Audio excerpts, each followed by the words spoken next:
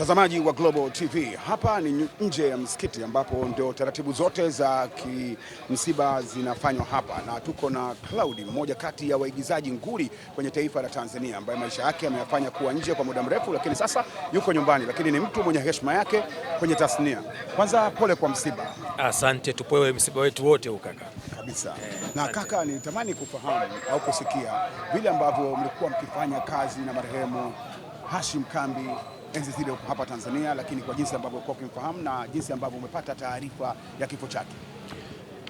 Binafsi niseme kwamba Hashim Kambi amefanya kazi kwa karibu kwa watu wote na amekuwa na upendo wa kila mtu. Naweza kusema Hashim Kambi ni msanii wa kupigwa mfano, kwa sababu ilikuwa ni msanii ambaye hachagui mahala pa kukaa wala hachagui ni mtu gani wa kufanya naye kazi. Angao sisi wengine kidogo tuna udhaifu huo, tunachagua, lakini Hashim Kambi mashallah alikuwa hachagui. Ukimpa kikubwa anapokea, ukimpa kidogo anapokea. Hiyo ndio ilikuwa sifa yake. Jengine niseme kwamba huu msiba umetugusa watu wengi sana. Mimi nilipata habari jana wakati nilikuwa niko Zanzibar, baada ya kusikia hizo taarifa ikabidi nigeuze, na mwisho wa siku nikaambiwa kwamba hizo taarifa kwamba leo atasaliwa hapa Msikiti Maamuri, na nimekuja kushirikiana na wenzangu. Lakini binafsi ukiniambia kama mimi, Hashim Kambi amenigusa sana, sababu nimekumbuka kwamba niliwahi kufanya naye kazi moja, ilikuwa ni filamu yangu ile ya maisha. Alafu alikuwa ni mtu wetu kipindi kile, kama unakumbuka mambo ya Leaders Club, ilikuwa tuna ile kambi yetu pale, tunakutana kama wasanii tunacheza mpira, yeye alikuwa ni mwalimu wetu wa mpira. Unajua Hashim Kambi alikuwa ni mpenzi wa Yanga na aliwahi kushiriki Yanga miaka hiyo, na yeye vile vile akawa ni mwalimu wetu katika masuala ya mazoezi. Lakini tukiachia mbali, alikuwa ni mtu ambaye anafanya kazi ya miradi mbalimbali ya kijamii. Nakumbuka kipindi kile niko Europe, alikuwa ananitumia zile matangazo yake alipokuwa na mambo yale ya viwanja, kama uliwahi kuona, alikuwa na hizo project za viwanja, alikuwa akinishirikisha kwa karibu sana. Na hata hizi play zake za YouTube ilikuwa kila wiki akitoa ile lazima anitumie. Kwa hiyo alikuwa ni mtu ambaye ananishirikisha vitu vingi sana. Hata ile ilipotokezea riski yangu na mimi ile ya kupata ndoa mpya, akaniwishi vizuri. Na mwisho mimi na yeye tunaongea, ilikuwa ni mwezi wa Ramadhani kwenye simu.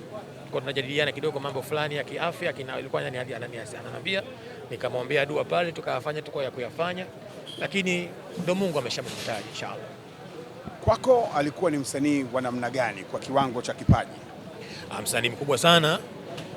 Hashim Kambi ni msanii mkubwa sana, tena kwa watu ambao hawatambui, si mtu tu yule wa kutaka makuu, kujionesha na kujinani, lakini Hashim Kambi ni msanii mkubwa sana, na ukizungumza zile top 10 zilikuwa ziko za wale wasanii nguli wa kizamani, huwezi ukaliondoa jina la Hashim Kambi.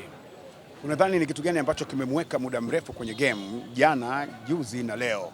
Yaani kwa maana na pia kila eneo, kila wakati anacheza na kizazi hiki na anashiriki na anaonekana kwamba ni yeye wa kisasa kabisa.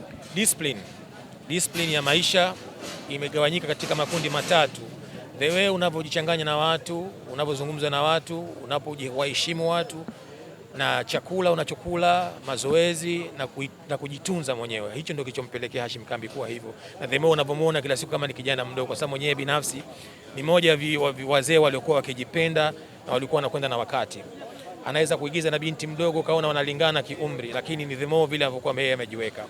Na jingine tuseme tu kwamba ni mpiganaji, yani alikuwa akitaka jambo lake basi analisimamia mpaka likae vizuri. Na licha kwamba alikuwa anafanya kazi kwenye makampuni mengine, lakini mwenyewe alianzisha kampuni yake kwenye YouTube na akawa anafanya kazi zake pale zilipo. Ni karakta gani alikuwa akicheza Hashim Kambi enzi za uhai wake? Wewe binafsi Cloud ulikuwa ukizifurahia sana? Hashim Kambi unajua alikuwa anapenda sana kucheza kama polisi au mkuu. Nakumbuka nilicheza naye filamu moja ile ya, ilikuwa nimecheza mimi, marehemu Kanumba, marehemu Sajuki, na yeye sasa hivi ameshakuwa marehemu. Yeye alikuwa kama mkuu wa polisi, ilikuwa inaitwa Heroes Church.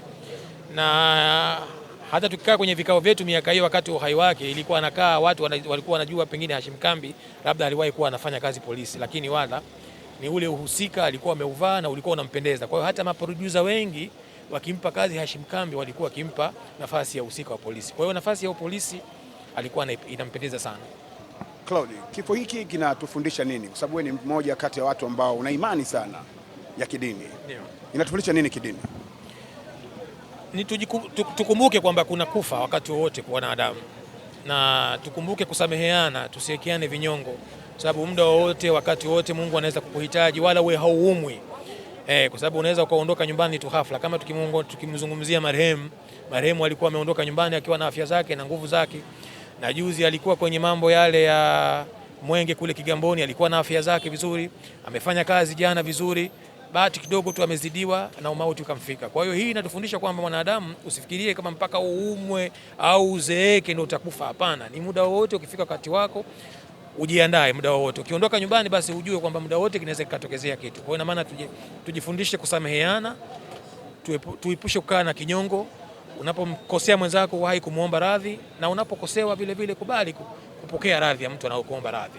Wewe ni mmoja kati ya wasanii wakali wa muda wote. Kwangu mimi ni mmoja kati ya wasanii ambao nawaangalia kama kioo, kwa maana umechonga barabara kwa muda mrefu na kubadilisha industry kwa namna yake, lakini filamu zako zilikuwa zikionyesha uhalisia wa maisha yako na maisha ya kiimani. Watu wanatamani kusikia kuja kwako Tanzania sasa hivi, kuna kitu kinakuja? Kwa sababu leo tu kwenye msiba, hii naomba tuliweke kwanza, tutalizungumza baada ya kumaliza masuala ya msiba. Wewe ni mtu wangu na tuko pamoja, nitakupa ushirikiano. Nini kitafanyika tujadili baada ya msiba inshallah. Inshallah. Jazakumullah khair. Ili kuwa mwanafamilia bora wa Global TV, usisahau kusubscribe, like, kushare na kucomment. Baada ya kusubscribe, bonyeza alama ya kengele ili kupata taarifa kwa kila video inayopanda Global TV Online.